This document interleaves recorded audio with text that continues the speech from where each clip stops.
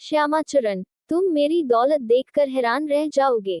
मेरे पास सोने चांदी के गहनों के अलावा बैंक में रुपया भरा पड़ा है। अगर मैं खुलकर खर्च करूं, तो भी आगे आने वाली पीढ़ी के लिए कम न होगा।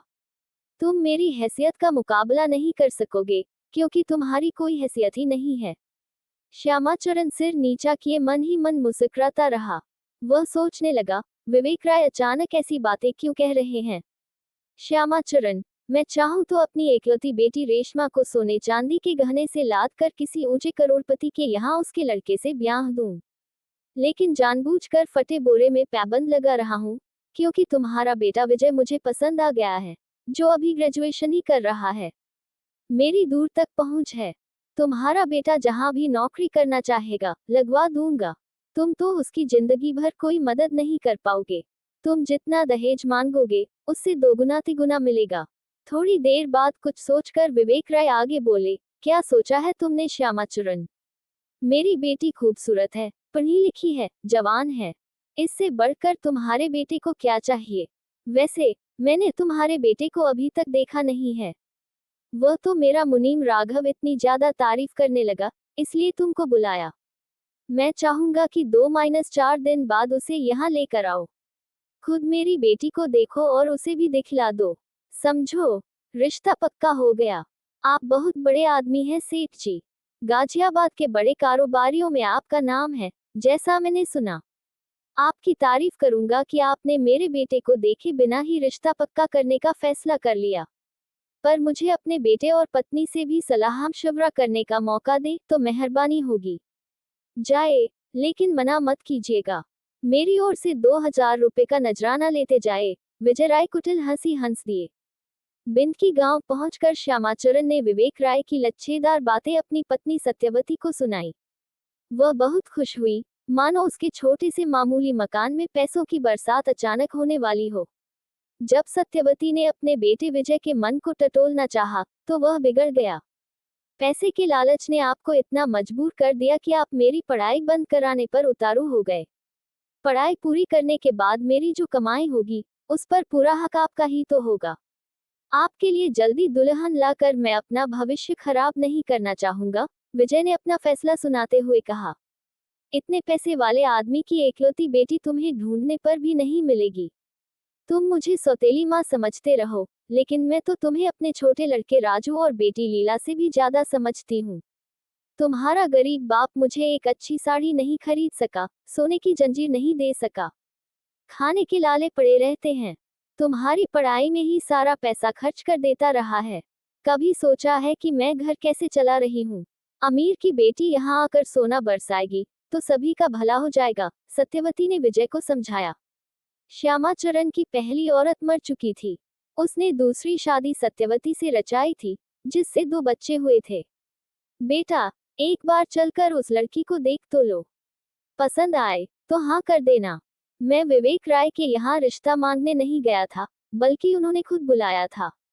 अगर उनकी लड़की हमारी बहू बनने लायक है, तो घर में आने वाली लक्ष्मी को ठुकराया नहीं जाता, श्यामाचरण ने अपने बेटे विजय को समझाते हुए कहा। आप लोग समझते क्यों नहीं? मेरी पढ़ाई रुक जाएगी, तब क्या होगा? आजकल नौकरी भी इतनी जल्दी नहीं मिलती।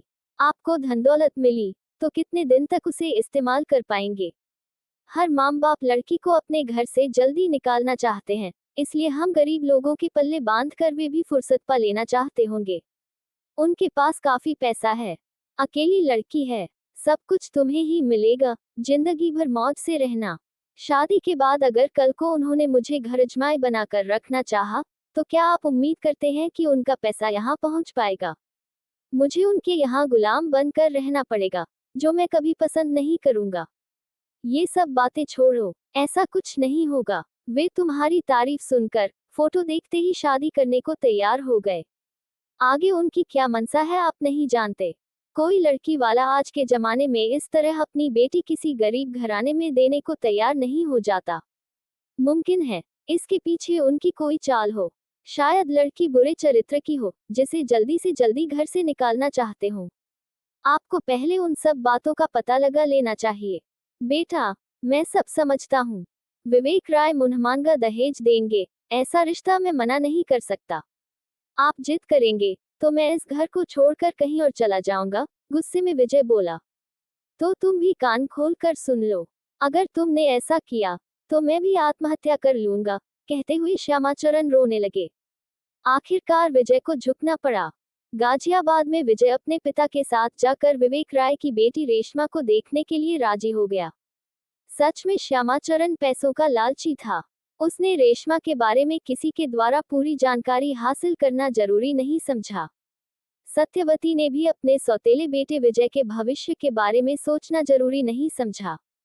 वह तो चाहती थी कि जल्द से जल्द उसके यहाँ छप्पर फाड़ कर रुपया बरसे, लड़की जैसी भी हो, उससे सरोकार नहीं।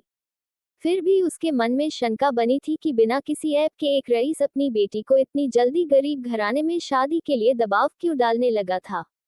फिर उसने सोचा, उसे लड़की से क्या लेना देना, उसे तो गहने धन दौलत से मतलब रहेगा, जिसे पाकर वह खुद राज करेगी। विवेक राय ने श्यामाचरण को ये भी बतला दिया था कि उनके पास केवल दौलत ही नहीं, बल्कि सत्ता की ताकत भी है। कई बड़े सरकारी अफसर, नेता, मंत्री और विधायकों से भी याराना है, जिसकी वजह से उसका शहर में दबदबा है। उन्होंने ये भी भरोसा दिलाया कि विजय को दामाद बनाते ही उसे अच्छी नौकरी दिलवा देंगे। विवेक राय चरित्रहीन था। उसने 4 शादियां की थीं। पहली पत्नी से रेशमा हुई थी। जब रेशमा 4 साल की हुई तो उसकी मां मर गई। उसके बाद धीरे धीरे विवेक राय ने 3 शादियां और की थीं, पर वे तीनों ही संदिग्ध हालात में मर गई थीं। रेशमा को उन तीनों की मौत के बारे में भनक थी, पर जानकर भी वह अनजान बनी रही और दबकर रहने की आदी हो चुकी थी। विवेक राय की सबसे बड़ी कमजोरी बाजारों, औरतें और शराब की लत थी। जब विवेक राय पर नशे का जुनून सवार हो जाता, तो वे भूखे भेड़े की तरह औरत पर टूट पड़ते और दरिंदे की तरह रौंद डालते। विजय ने रेशमा को देखा। वह बहुत खूबसूरत थी। सजाकर बाप बेटे के सामने लाकर बैठा दी गई थी। गले में मोतियों की माला, नाक में हीरे की नथ, बालों में जूही के फूल। उस खूबसूरती को देखकर विजय ठगा सा रह गया। रेशमा ने भी अपनी चितचोर निगाहों से विजय को देखा। वह रेशमा के मन को भा गया, लेकिन एक बार भी उसके होठों पर मुस्कुराहट नहीं आई, जैसे वह किन्हीं ख्यालों में खोई थी। विजय के कुछ पूछने पर सिर झुका देती, मानो उसमें लाज शर्म हो। विवेक राय ने दोनों की भावनाओं को समझा। नाश्ता पानी होने के बाद श्यामाचरण और विजय को 1 महीने के अंदर रेशमा से शादी करने को विवेक राय मजबूर करते रहे कि वे लोग बारात लेकर गाजियाबाद में फला तारीख की अमुक जगह पर पहुंच जाएं। उसी समय विवेक राय ने 50,000 रुपए श्यामाचरण के हाथ में नजराने की रस्म अदा कर दी और भरोसा दिलाया कि उन्हें मुमांगी कीमत मिलेगी। घर लौटने पर विजय ने शादी करने से मना कर दिया, लेकिन पिता की धमकी और जोर डालने पर उसे मजबूर होना पड़ा। तय समय पर कुछ लोगों के साथ श्यामाचरण अपने बेटे विजय को दूल्हा बनाकर बारात गाजियाबाद ले जाना पड़ा। वहां आलीशान होटल में उन लोगों के ठहरने का इंतजाम किया गया था। बारात की शोभा बढ़ाने के लिए उन्हीं की ओर से इंतजाम किया गया था, क्योंकि विवेक राय शहर के रुतबेदार शख्स थे। देखने वाले यह न समझे कि बेटी का रिश्ता ऐसे वैसे घर में जोड़ा था। बारात धूमधाम से उनके घर के पास पहुंची। दुल्हन की तरह उनकी बड़ी सी कोठी को बिजली की तमाम रोशनी द्वारा सजाया गया था। शहनाइयों की आवाज गूंज रही थी। बड़े बड़े लोग, नाते रिश्तेदार, विधायक, मंत्री और शहर के जाने माने लोग वहां मौजूद थे। रेशमा को कमरे के अंदर बैठाया गया था। वह लाल सुर्ख लहंगे, दुपट्टे और गहनों से सजाई गई थी। सहेलियां तारीफ करते छेड़छाड़ कर रही थी, पर वह शांत और गंभीर थी। शहनाई की आवाज मानो उसके दिल पर हथौड़े की तरह चोट कर रहे थे। शादी के बाद तीसरे दिन बारात वापस लौटी। कीमती तोहफे, घरेलू सामान और दूसरी चीजों से कई बक्से भरे थे, जिसे देखकर नाते रिश्तेदार खुशी से सराबोर हो गए। बहू का भव्य स्वागत किया गया। रात भर के जागे दूल्हा दुल्हन थके थे, इसलिए दोनों को अलग अलग कमरों में आराम करने के लिए घरेलू रस्मदाई के बाद छोड़ दिया गया। शाम तक दूसरे रिश्तेदार भी चले गए। सुहाग रात मनाने के लिए रेशमा को सजाकर पलंग पर बैठाया गया था। विजय कमरे में आया। उसने अपनी लुभावनी बातों से रेशमा को खुश करना चाहा, हथेली सहलाए, अपने पास खींचना चाहा, तो उसने मना किया। कई बार उसके छेड़ने पर रेशमा उससे कटती रही। उसकी आंखों से आंसू निकलते देख विजय ने सोचा कि पिता की इकलौती औलाद है, उसे पिता से बिछुड़ने की पीड़ा सता रही होगी, क्योंकि उसकी मां न थी। बड़े लाड़ प्यार से पिता ने पाला पोसा और माँ बाप दोनों का फर्ज अदा किया था। बहुत पूछने पर रेशमा ने बतलाया कि उसे पीरियड आ रहा है। कुछ रोज तक रेशमा उसकी मनसा पूरी नहीं कर सकेगी। चौथे दिन विवेक राय का मुनीम बड़ी कार लेकर यह बतलाने पहुंचा कि रेशमा के पिता की हालत एकाएक बेटी के चले जाने से खराब हो गई। वे बेटी को देखना चाहते हैं। रेशमा की विदाई कर दी जाए। मजबूरी में बिना सुहागरात मनाए रेशमा को विदा करना पड़ा। विजय ने साथ जाना चाहा, तो मुनीम ने ये समझाते हुए मना कर दिया कि पहली बार उन्हें ससुराल में इज्जत के साथ बुलाया जाएगा। 1 महीने से ज्यादा हो चुका था। रेशमा को वापस भेजने के लिए श्यामाचरण गुजारिश करते रहे, पर विवेक राय ने अपनी बीमारी की बात कहकर मना कर दिया। 1.5 महीने बाद विवेक राय खुद अपनी कार से रेशमा को लेकर श्यामाचरण के यहाँ आए और बेटी को छोड़कर चले गए। 1.5 महीने बाद फिर वही सुहागरात आई, तो दोनों के मिलन के लिए कमरा सजाया गया। रेशमा घुटनों में सिर छिपाए सेज पर बैठी रही। उसकी आंखों से झरझर आंसू गिर रहे थे। विजय के पूछने पर उसने कुछ नहीं बताया, बस रोती ही रही। इतने दिनों बाद पहली सुहागरात को विजय को रेशमा का बर्ताव बड़ा अटपटा सा लगा। उसे ऐसी उम्मीद जरा भी न थी। पहले सोचा कि रेशमा को अपने घर वालों से दूर होने का दुख सता रहा होगा, इसलिए याद करके रोती होगी, कुछ देर बाद सामान्य हो जाएगी, पर वह नहीं हुई। जब रेशमा विजय की छेड़खानी से भी नहीं पिघली, तो उसने पूछा, रेशमा, सच सच बताओ, क्या मैं तुम्हें पसंद नहीं हूँ? अगर तुम्हें मेरे साथ सहयोग नहीं करना था, तो शादी क्यों की? पति होने के नाते अब मेरा तुम पर हक है कि तुम्हें खुश रखकर खुद भी खुश रह सकूं। रेशमा के जवाब न देने पर विजय ने फिर पूछा, रेशमा, 1.5 महीने तुम्हारे तन से मिलने के लिए बेताबी से इंतजार करता रहा है। आज वह समय आया, तो तुम निराश करने लगी। सब्र की भी एक सीमा होती है। ऐसी शादी से क्या फायदा कि पति पत्नी बिना वजह एक दूसरे से अलग होकर रहें? कहते हुए विजय ने रेशमा को अपनी बाहों में कस लिया और चूमने लगा। रेशमा कसमसाए और खुद को उससे अलग कर लिया।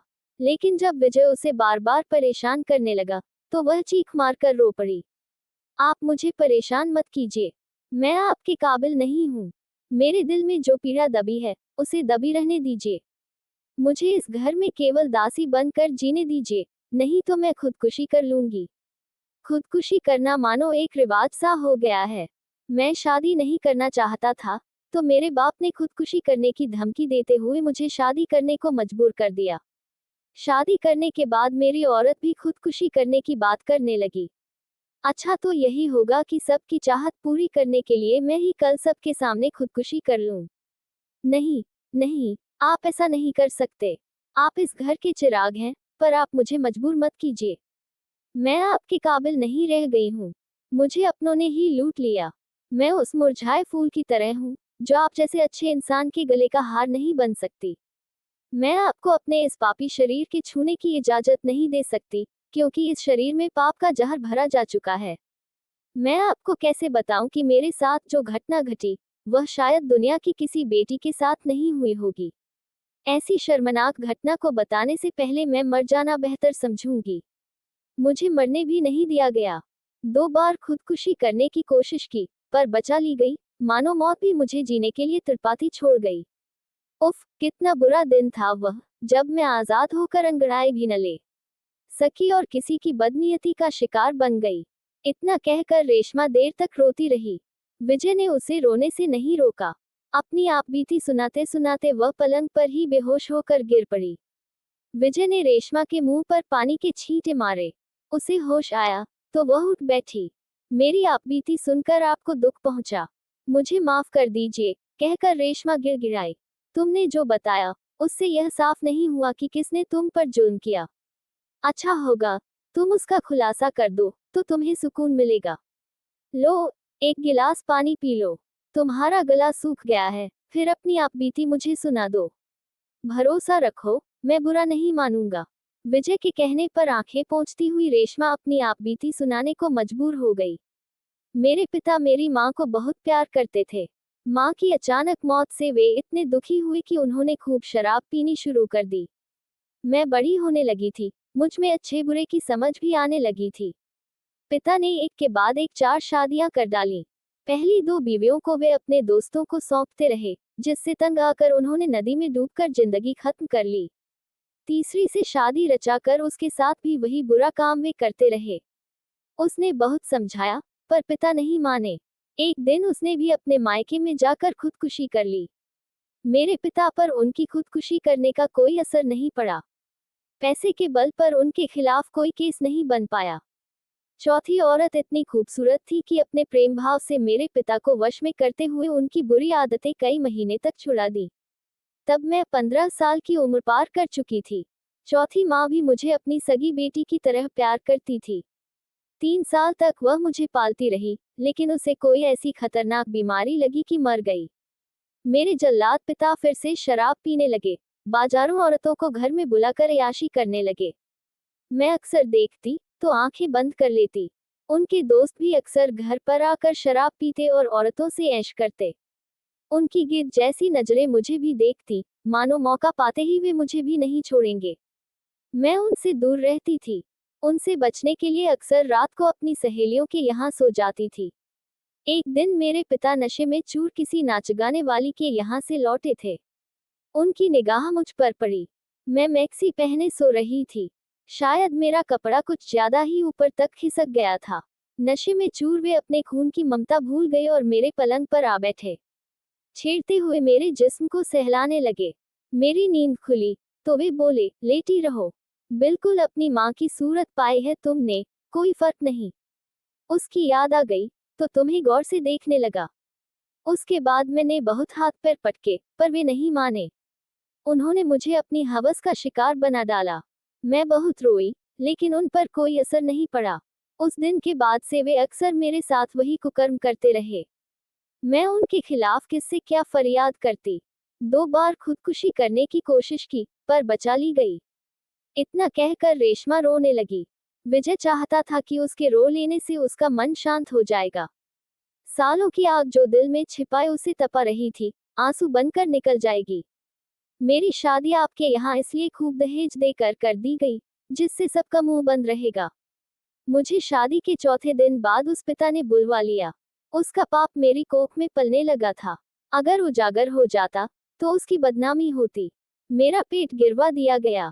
1.5 महीने बाद ठीक हुई तो मुझ फिर यहाँ पटका गया, ताकि जिंदगी भर उस कलंक को छिपा कर रखूं।